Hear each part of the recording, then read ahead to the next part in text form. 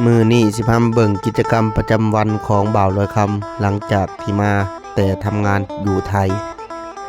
มือนี่ได้ออกมาสวนหรือว่าสวนยางของบ่าวลอยคำเองพี่น้องเอ้ยนี่ก็จะเป็นภาพบรรยากาศแต่ละมือที่บ่าวลอยคำออกมาอยู่ไห้อยู่สวนมะโคดเนาะต้นดอกต้นยางเห็นใหญ่ๆนี่ก็จะเป็นต้นลานนี่หาเบิ่งได้ยากได้ถือว่าอยากสูญพันธุ์ไปหลายแหละแต่ว่ากะยังเห็นอยู่เนาะในสวนนี่ก็ได้เพราะว่าพอเฒ่าเพิ่นบ่ได้เอาออก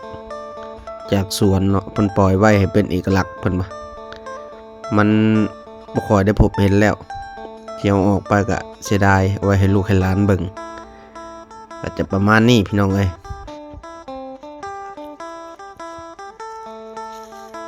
ใหญ่ได้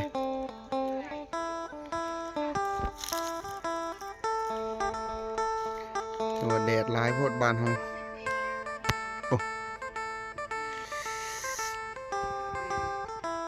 แต่ก็แน่นอนอยู่แล้วในช่วงเที่ยงๆแบบนี้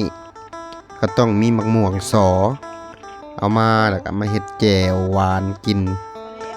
แซ่บคักขนาดเนาะบ้านบ่าวลอยคำก็นิยมกินสมก็ย้อนว่ามะม่วงซ้อนนี่แหละพาเพื่อนแล้วก็เอามาแล้วก็คุยกับแจ่วหั่นนะอันนี้ก็จะเป็น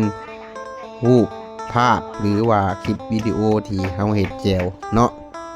นี่ก็จะเป็นโอ้ยคากอันนี้ก็ได้ปลาแดกกับบ่ค่อยมีน้ำปานใดยกเอาปลาแดกในนี่แหละคั่นใส่เนาะว่ามันน้ำลายไหล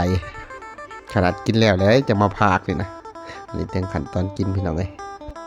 คลิปของเฮาก็เดินทางมาถึงบ้านสุดท้ายพี่น้องเอ้ยเป็นจังไดก็อย่าลืมฝากกดไลค์กดแชร์กดติดตามกดกระดิ่งการแจ้งเตือนให้เด้อ